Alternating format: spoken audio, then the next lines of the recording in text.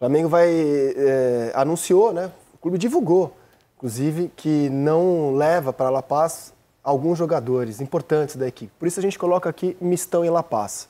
Eu quero mostrar o nosso levantamento de como os times brasileiros têm se portado em La Paz, porque eu acho muito importante a gente ter esse recorte do ano passado para cá. Então está aqui esse levantamento que a gente coloca na sua tela. O Palmeiras, na fase de grupos, no ano passado, levou um time reserva e aí perdeu de 3-1. O Palmeiras optou por levar um time reserva nessa mesma fase e perdeu.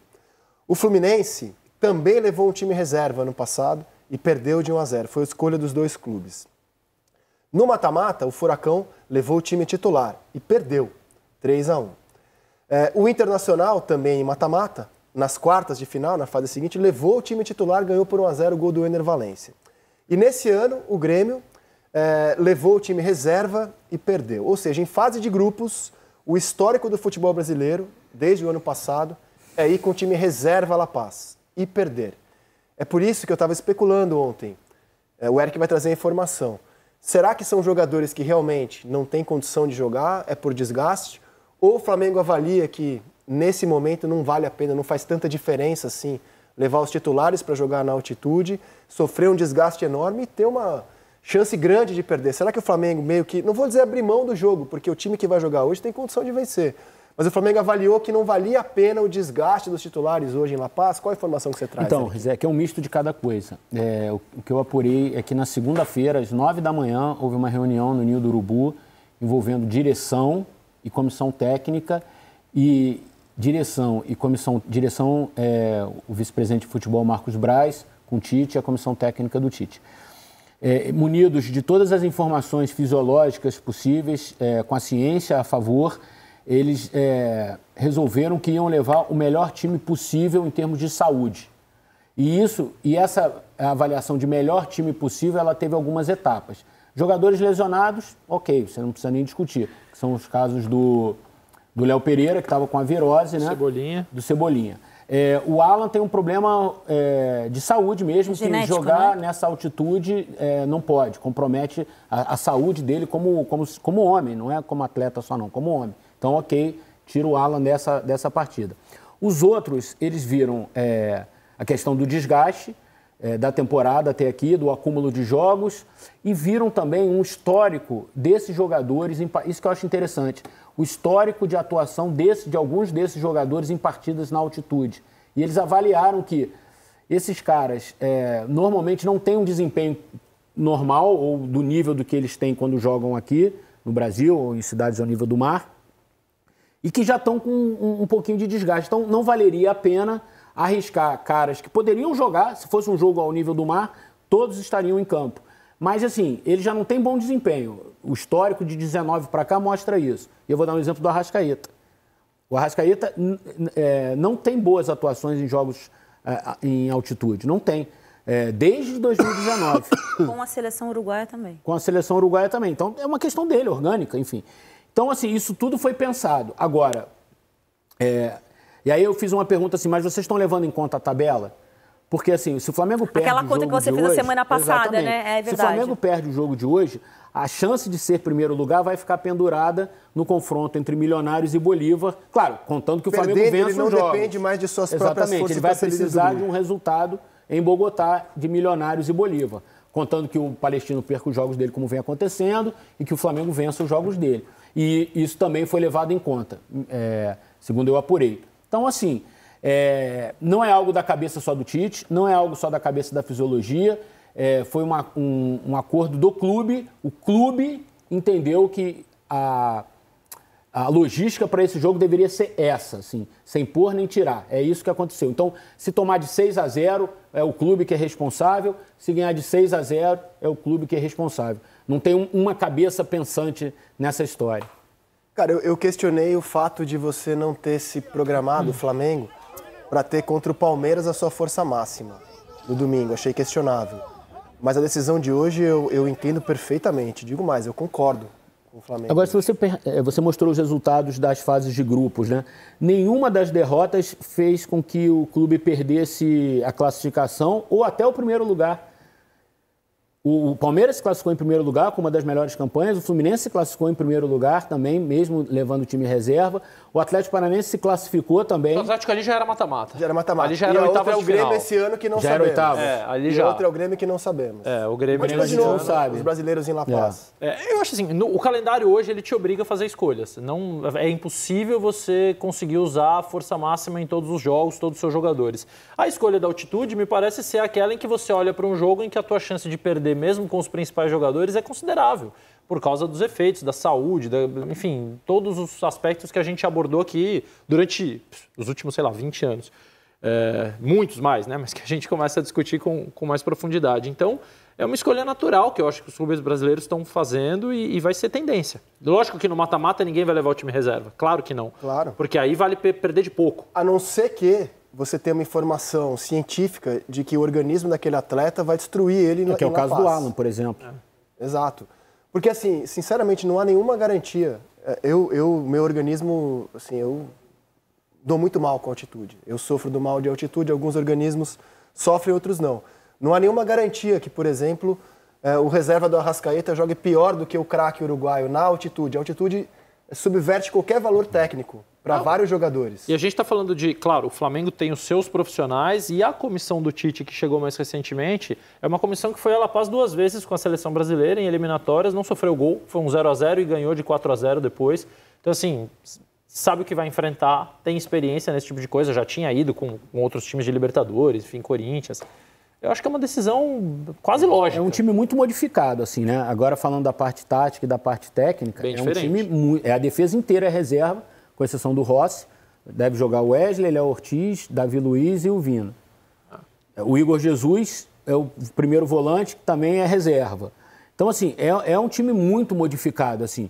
A nossa setorista, Letícia Marques, que daqui a pouco participa, disse que é uma possibilidade também de o Flamengo hoje atuar com 3 zagueiros, que ele treinou assim. Então essa é uma possibilidade, com a linha de 4, Wesley, Léo Ortiz, Davi Luiz, Vinha, o Gerson, Igor Jesus, De La Cruz, Vitor Hugo, Bruno Henrique e o Lohan.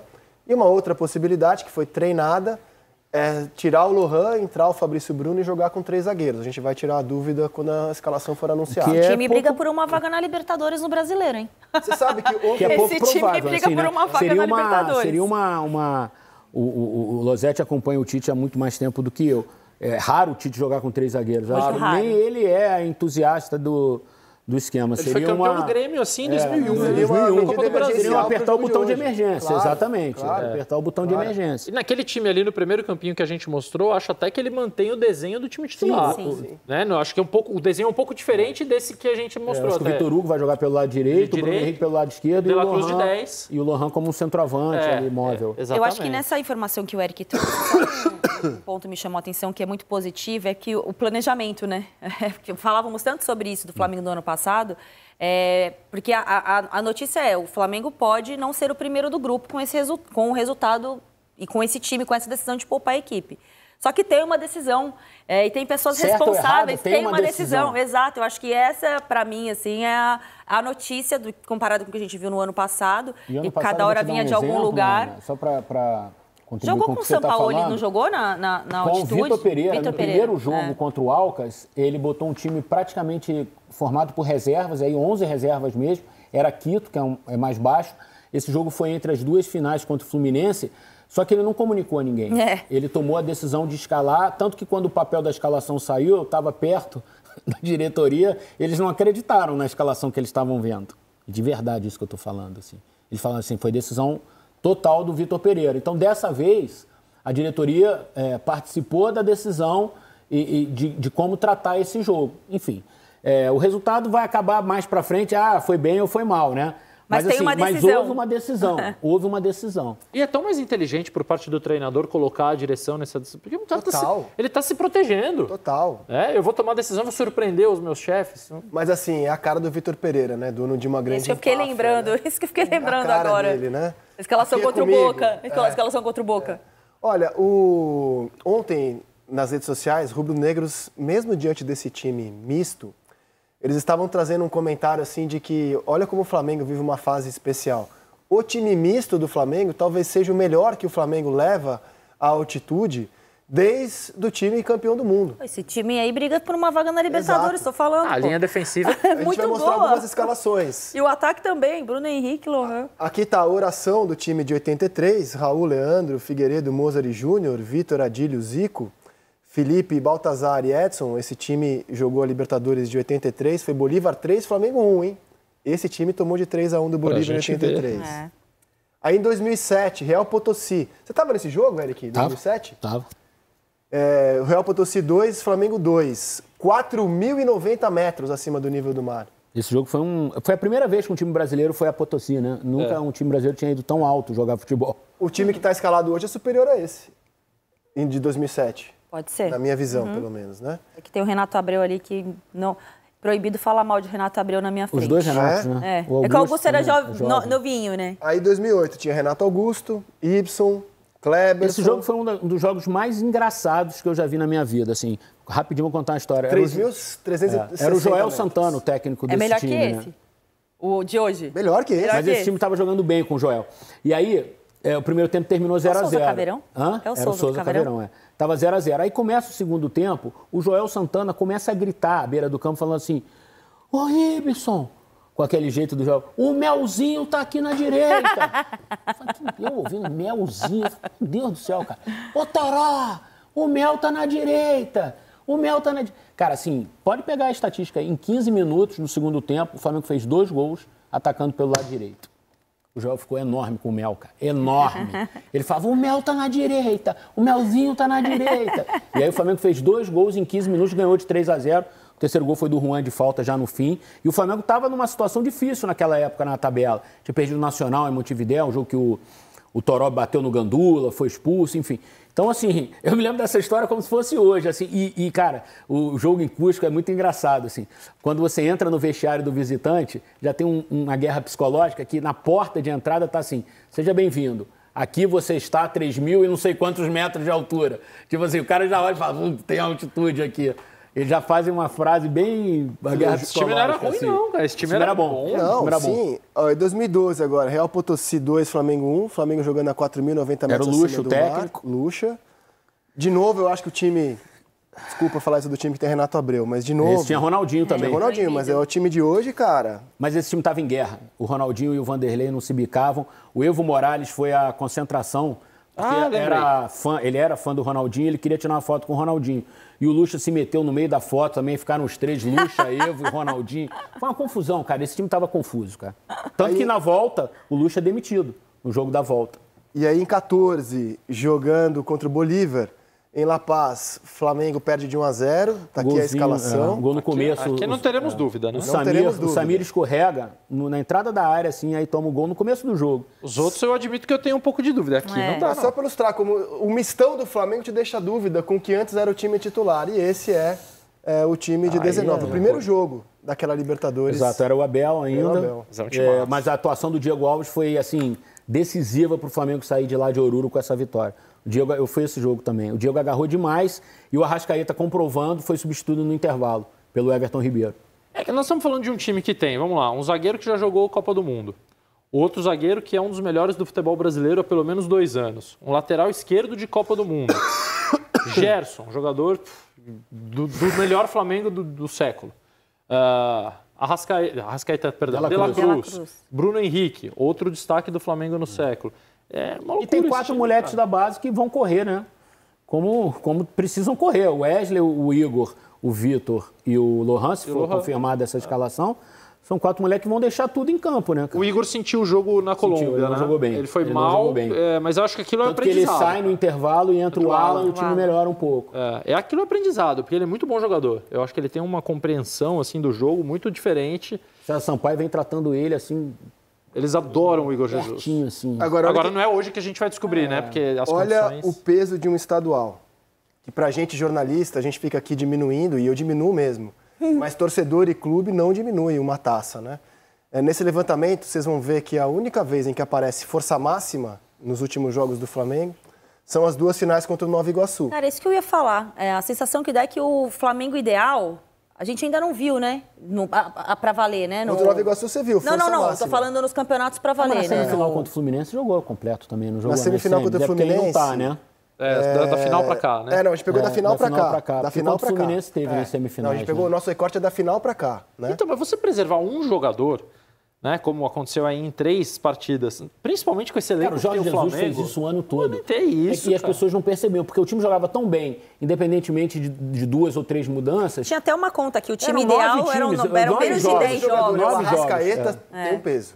Tem um peso, mas... Quando é o Arrascaeta, tem um peso. Pode ter um peso sendo qualquer jogador. Quando você tira do jogo, tem um peso. Claro. Até porque você não tem o Gabriel para pôr no lugar. O que eu quero dizer é que está cada vez mais comum os treinadores pararem com aquilo de poupar todo mundo, os 11. Hoje é altitude, não entra nessa conta. Mas antigamente a gente via isso, né? Principalmente o Grêmio. Todo mundo. O Grêmio jogava com os 11 reservas. O Flamengo do Dorival jogava com 11 reservas. Eu acho que é muito saudável você fazer isso. Olha, eu não vou ter força máxima em nenhum dos 38 jogos do Campeonato Brasileiro. Porque num eu vou poupar um, no outro 2, depois um de novo, ali 3. E é para isso que você tem um elenco. Tem uma questão, os brasileiros têm muito elenco. Tem uma questão importante, principalmente no Pedro. O Pedro hoje é um jogador que não tem um reserva, porque o Gabriel, que hoje brigaria com ele pela posição, está suspenso.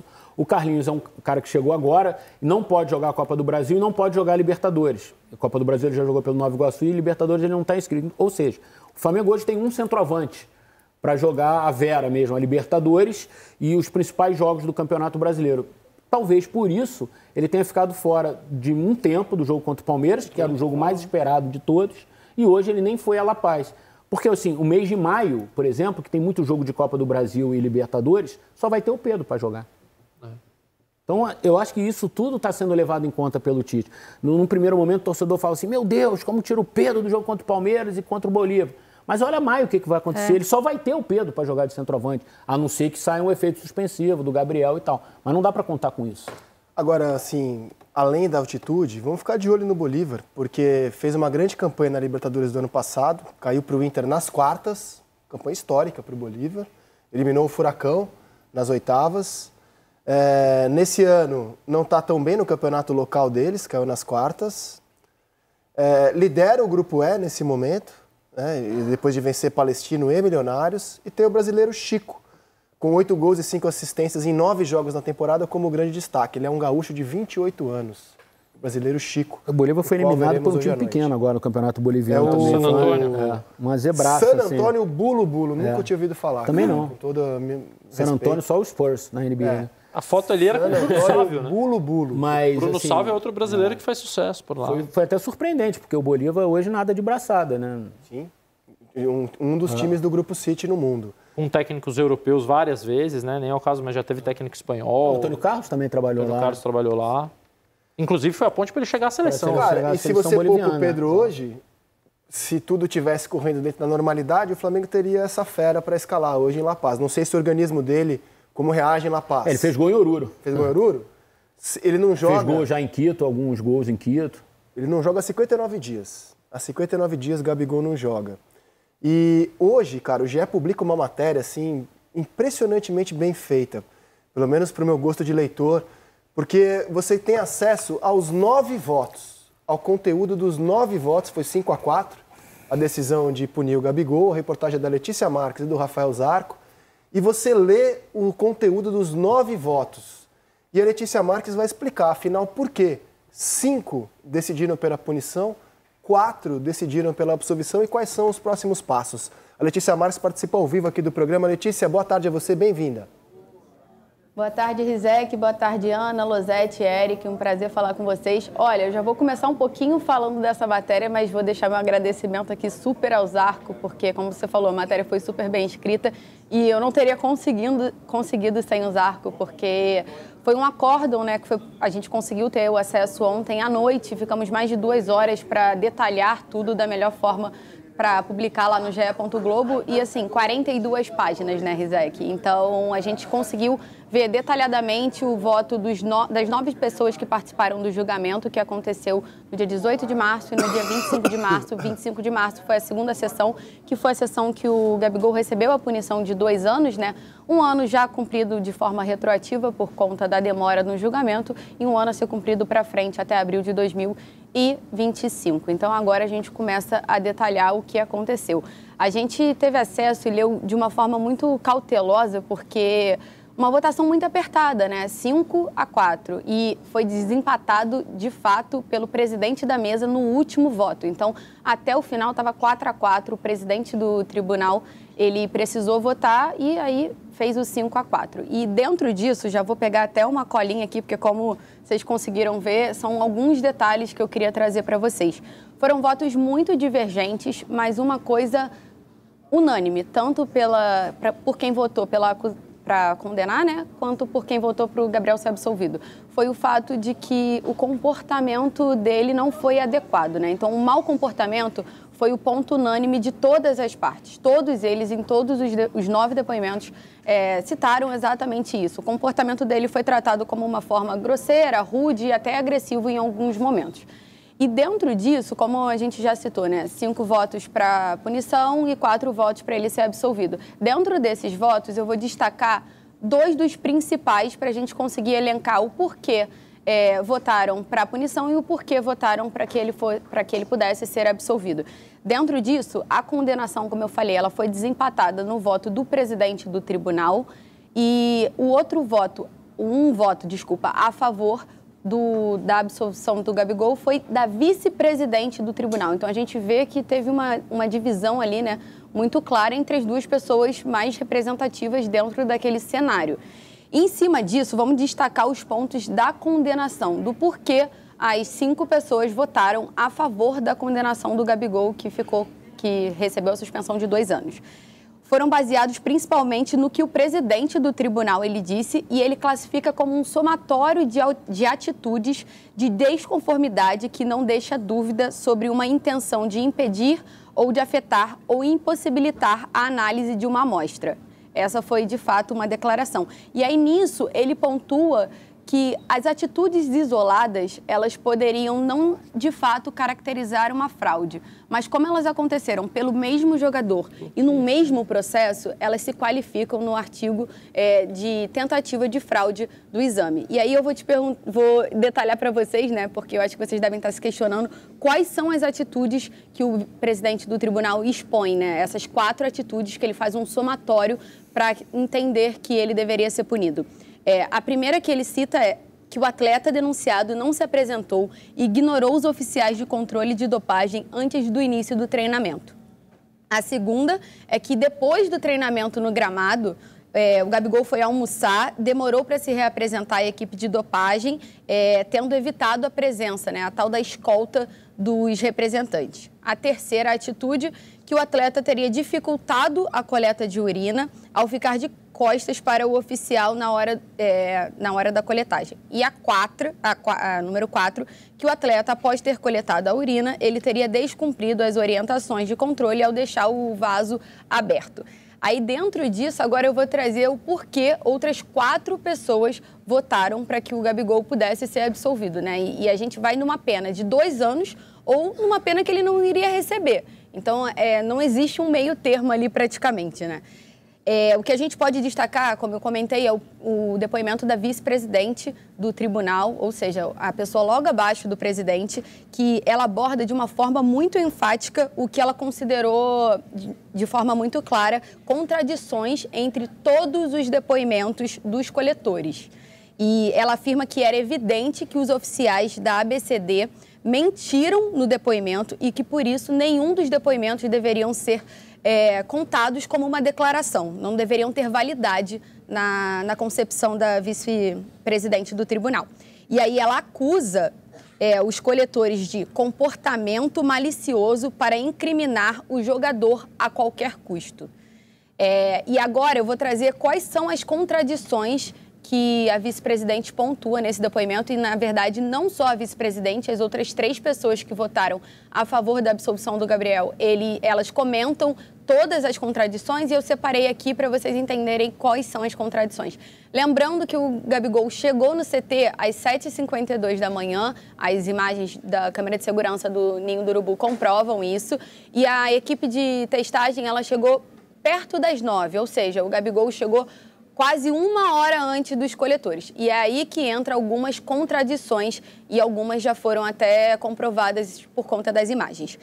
Vou ler uma parte aqui do depoimento que eu acho que é muito claro de um dos votos, que começa assim: Ora afirmam que eles foram impedidos de escoltar o atleta e ora eles negam o fato.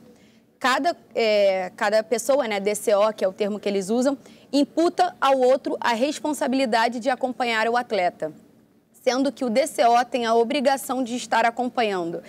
Era responsabilidade deles, independente de qualquer situação apresentada.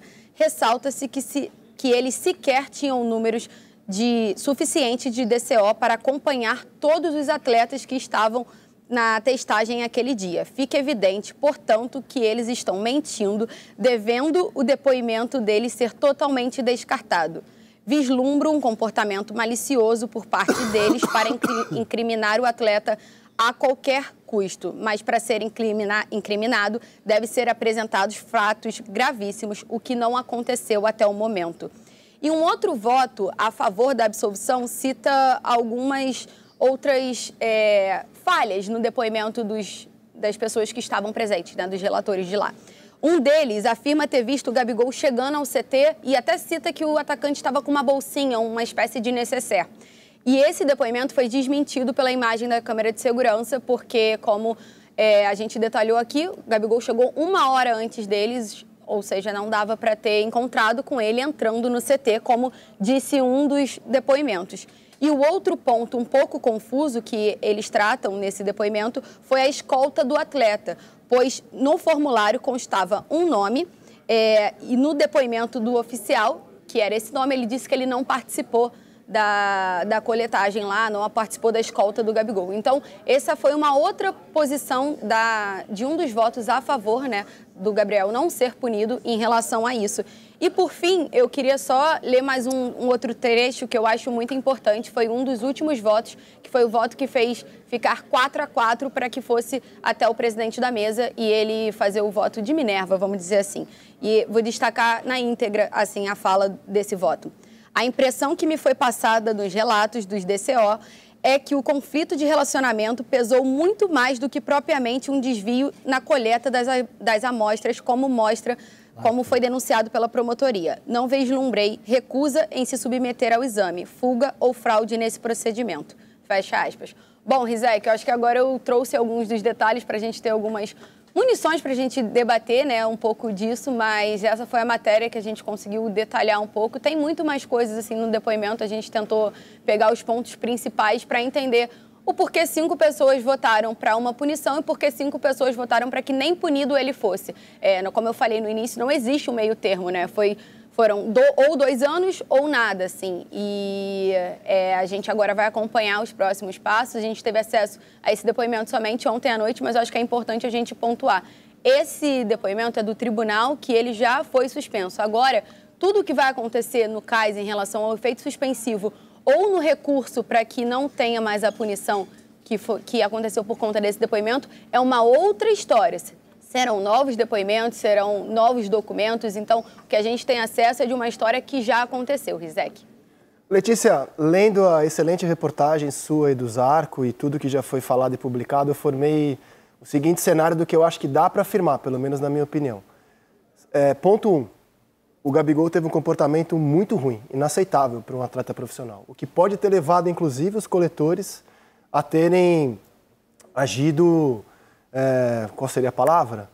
Mais rigor. Oi? Com mais rigor. Com mais rigor, por terem punido ele além da conta, né? Intransigência. Eu não achei a palavra que eu queria usar, mas deu para entender o conceito. Mas o comportamento do Gabigol foi muito ruim para mim, para um atleta de alto nível diante de uma testagem. E que já tinha passado por esse exame outras vezes. Não foi a primeira vez que a coleta de exame surpresa é feita em clubes de futebol. Sim.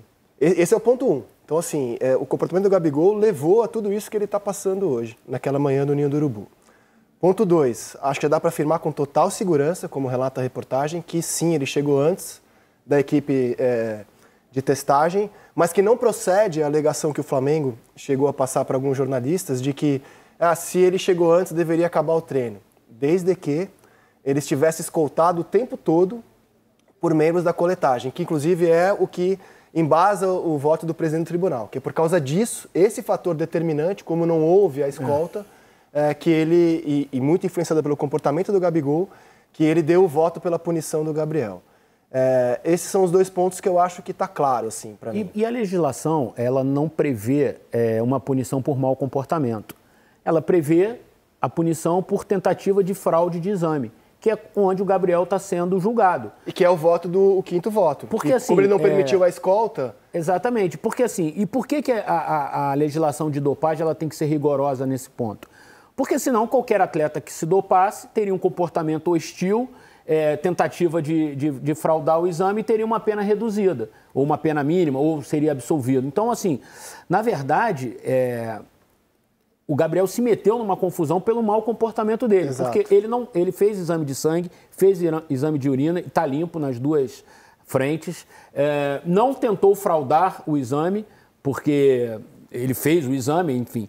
Então, assim, ele acabou sendo punido pelo comportamento dele, que não é previsto punição na legislação de dopagem. Então, quer dizer, agora o que vai ser decidido na Suíça é: alguém merece ser punido com uma punição tão pesada por não ter feito o exame da maneira mais educada, ou esse cara merece ser punido de forma educativa ou de forma rigorosa. E o efeito suspensivo é exatamente em cima disso. Por quê? Porque o que eu apurei.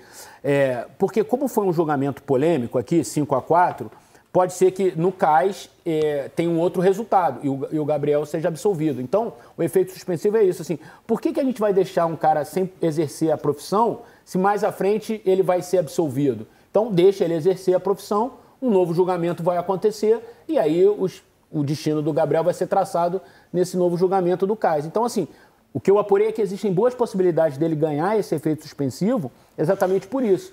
Porque foi um julgamento polêmico aqui, vai haver um outro julgamento e nesse meio tempo não faz sentido punir alguém, que depois pode ser absolvido, né? Eu formei esses 2 pontos, mas não me sinto apto a opinar se ele deve ou não deve ser exato, punido. Não, essa coisa Sabemos por que ele tomou essa atitude no dia do doping? Sabemos? Não tem estava nada de mau humor no dia, eu acho. Sei marra, lá, né? pura marra? Aí é o caso realmente que eu deixo para os especialistas, porque essa é uma questão muito Ô, Letícia, o específica. que aconteceu com o nosso amigo querido? Bad day. Bom, Ana, eu era justamente, até tinha mandado uma mensagem aqui para o Miguel para pontuar uma outra situação, assim, o que a gente consegue entender desse dia em específico, a gente ouviu que estava de mau humor e ele até relata no depoimento dele, né, tem até em uma parte que ele comenta que ele sempre faz e tudo mais, essas coisas assim de tipo, sempre sou eu. E aí eu queria pontuar uma coisa, não é a primeira vez que ele tem uma questão em relação a doping. Acho que todo mundo vai lembrar que no ano passado, se eu não me engano, no jogo contra o Fortaleza no Maracanã, que é um jogo que ele tem uma lesão por conta do gramado, ele briga com o Marcos Braz no vestiário. Eles têm uma discussão, até uma discussão um pouco ríspida, porque primeiro o Gabriel começa a reclamar do gramado, porque ele tinha se machucado, e ele tinha se machucado especificamente por causa do gramado, foi substituído no intervalo, se eu não estou errada. E nessa discussão ele começa justamente a reclamar com o Marcos por conta do gramado e depois o Marcos precisa comunicar a ele que ele não pode ir embora, que ele vai ter que ficar por causa do doping. Aí ele já reclama que ele vai ter que ficar no Maracanã por causa do doping. Então o doping é uma situação que talvez para ele não seja tão bem resolvida assim, não é a primeira vez que ele reclama, mas especificamente dessa situação do Ninho do Urubu em abril do ano passado, acho que ele estava de mau humor e pegou muito o fato dele estar no centro de treinamento antes de tudo acontecer, né? Ele já estava lá, ele já tinha iniciado a sua atividade na academia, então por isso ele não poderia fazer o exame de sangue naquele momento. E aí ele tenta fazer, né? E foi autorizado pelo departamento médico, se eu não me engano, o Caio trouxe isso no Boleiragem, que ele fosse fazer os dois exames juntos, né? O exame de sangue e o exame de urina. O Tanuri deu essa autorização, como o Boleiragem comentou naquela discussão um pouco depois que o Gabigol foi suspenso. Então, com essa autorização, ele ficou ali enrolando e aí todo esse comportamento dele mais para cansar. Eu acho que foi isso assim que aconteceu. Só queria fazer uma correçãozinha, porque na minha última fala eu falei 5 votos para a absolvição dele, mas claramente foram 5 votos para a punição e 4 para que ele fosse absolvido. A maioria que está criticando o Tite e a comissão técnica do Flamengo. E vou explicar por quê. Meus amigos, o Tite, ele não é maluco. Ele gostaria de ter o Arrascaeta, de ter o Pedro. Ele é fã desses jogadores. O Ayrton Lucas é titular dele. O Varela é titular. O Léo Pereira, né? Ele gostaria de contar com esses caras. O Alan é um reserva, mas que é um jogador importante. Ele gostaria de contar com esses caras. Ele não é louco. Se ele não está levando, é porque realmente esses jogadores apresentaram condições que não são favoráveis, além, né, do Cebolinha, que já está lesionado, aquela coisa toda. E esse é um jogo que exige demais. É uma condição diferente, é uma exigência à parte. Você jogar fora da sua zona de conforto, você jogar a 3.600 metros, sem oxigênio. Então, na minha opinião, o Tite e a comissão técnica, eles estão levando para esse jogo aqueles que eles consideram que vão poder dar o melhor. Vocês viram domingo a performance do time do Flamengo contra o Palmeiras? O jogo foi ruim, foi travado, mas o time do Flamengo me pareceu menos combativo do que o time do Palmeiras. O Flamengo, como sempre, estava muito bem arrumado defensivamente, né? Sofreu quase nada em termos de pressão e de chance do gol do Palmeiras, mas o Flamengo parecia que estava mais cansado, a perna estava mais pesada. O Palmeiras me parecia numa condição física melhor. Então, realmente, nós estamos em abril, e isso é preocupante, e a comissão técnica do Flamengo ela é muito gabaritada para entender e resolver isso. Parece que alguns jogadores do Flamengo estão sentindo já em abril a sequência da temporada. E aí, o que vai fazer? Por mais que seja craque, você vai colocar o cara para jogar domingo, quarta em La Paz e domingo, 11 da manhã, no Maracanã? Sem o cara estar bem preparado fisicamente, o que é que vai acontecer? Ele vai se machucar e vai ficar 3, 4, 5, um mês, um monte de tempo fora. Então, acho que é uma atitude preventiva e correta da comissão técnica do Flamengo. Eu não tenho gabarito para discutir com a comissão técnica do Flamengo sobre questão física, sobre fisiologia, sobre métodos de treinamento, para escalar quem deve ser ou não, porque eu não estou ali no treinamento no dia a dia. Então eu não tenho condições de discutir isso. O que eu acho é o seguinte: se o Tite vai colocar em campo um time alternativo, se ele vai mandar para lá o De La Cruz, é porque o De La Cruz está bem. Porque é um jogo diferente. É um jogo que todo mundo tem que estar preparado, mais do que os outros. E esses jogadores, Pulgar, Arrascaeta, eles estão demonstrando um certo cansaço. A pilha está perdendo carga. E isso foi identificado. E o Flamengo tem que encontrar alternativas. Não dizem que o Flamengo tem o melhor elenco da América do Sul? Eu acho que tem. É um grande elenco. Mas precisa usar esse elenco, principalmente nesses momentos. Eu vou ver aqui o time que o Flamengo vai colocar amanhã contra o Bolívar, para a gente analisar. Eu acho que o Tite está certo. Eu acho. E a escalação do Flamengo, meu Deus, provável escalação do Flamengo. Rossi, olha lá, Rossi, Wesley, que volta ao time, Léo Ortiz, Davi Luiz e Vinha, Igor Jesus, Gerson, De La Cruz e Vitor Hugo, Luiz Araújo ou Lohan e Bruno Henrique. Eu estou curioso para ver como vai ser formado o banco amanhã do Flamengo. O banco do Flamengo vai me chamar muita atenção. Convenhamos que é um belo time esse aqui, né? É um bom time. É um time, por exemplo, que se encarasse o Bolívar ao nível do mar, teria condições de vencê-lo. Mas o jogo é lá na altitude. Ele está mandando um time que pode não ser tão brilhante tecnicamente, mas é um time que vai ter condições de competir numa situação adversa. Então, ao contrário do que muita gente pensa, eu acho que a comissão técnica do Flamengo está agindo corretamente, porque acredito na capacidade dos profissionais, sei que eles gostariam de contar com a força máxima, mas se não estão levando é porque não dá. E como os grandes jogos não vão parar, domingo, 11 da manhã, tem Botafogo no Maracanã, depois tem já o Amazonas pela Copa do Brasil, aí depois já tem a sequência do Brasileiro, e aí já volta a Libertadores da América, Flamengo jogará com o Palestino no Chile.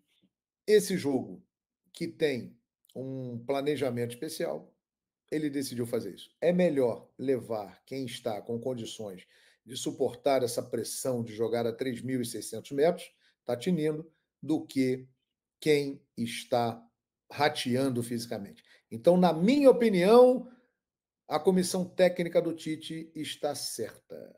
Você concorda comigo? Será? Claro que o resultado vai dizer. Se o Flamengo empatar com o Bolívar, que já é um grande resultado, ou até mesmo vencer o Bolívar, aí Tite será genial. Se perder, o que tem grande chance por causa da condição, da altitude e do time do Bolívar ser um bom time, o mundo vai desabar na cabeça dele. Mas eu acho que ele está adotando a estratégia correta. Está levando os caras que estão melhores fisicamente. E aí, quero saber a sua opinião. Salve, nação rubro-negra! Nação, hoje tem jogo do Flamengo e Bolívar, na altitude de La Paz, né? O Flamengo vai com o time praticamente todo reserva. E, cara, esse planejamento aí eu não concordo muito não, cara. Porque, beleza, vai poupar os caras e tal, mas que planejamento é esse? Porque o Flamengo jogou com o time titular na final da Copa do Carioca, no jogo 1, ganhou 3-0, e no segundo jogo também entrou com o time titular. Beleza. Aí, jogo contra o Palmeiras, entrou com o time titular. Agora um jogo que é um jogo, né, de importância. Eu concordo que o jogo do Palmeiras também era um jogo bem importante, cara, porque é um adversário no confronto direto, querendo ou não. O Palmeiras é favorito pro título, então ganhar deles 2 jogos já diminui 6 pontos dele. Isso vai fazer falta depois. Só que, entrou com o time titular na final da Copa do Carioca, no primeiro jogo, no segundo jogo já tava morto o jogo já. Entrou com o time titular, entendeu? Com o Atlético Goianiense também. E, cara, que planejamento é esse? Já sabia que ia jogar na altitude? Por que colocou esses jogadores tudo titulares naqueles jogos? No segundo jogo, na Copa no Carioca, podia muito bem ter dado com o time em reserva. Um time misto desse, pra poupar os jogadores. Aí agora, nesse jogo que é difícil, de suma importância, na altitude, ainda vai entrar com o time reserva? Brother, não é desfazendo os jogadores não, mas é totalmente diferente o entrosamento do time titular, que tá acostumado a jogar, com o time reserva. É o melhor elenco da América. Beleza, melhor elenco. Quero ver ele provar isso hoje, na altitude. Um time que não tá acostumado a jogar, não tem entrosamento. Beleza. Cara, os caras que jogam sempre, o cara, no pensamento assim, ó, o cara já sabe onde o cara quer uma bola, o passe, entendeu? Agora um time que não tem esse entrosamento, digamos assim, é difícil, cara. Ainda mais na altitude. E você, rubro-negro carioca, apaixonado pelo Mengão queridão, deixa aqui nos comentários a sua opinião. Esse canal não é meu, esse canal é nosso, é da Nação Rubro-Negra. Nação Rubro-Negra, até as próximas notícias do Flamengo.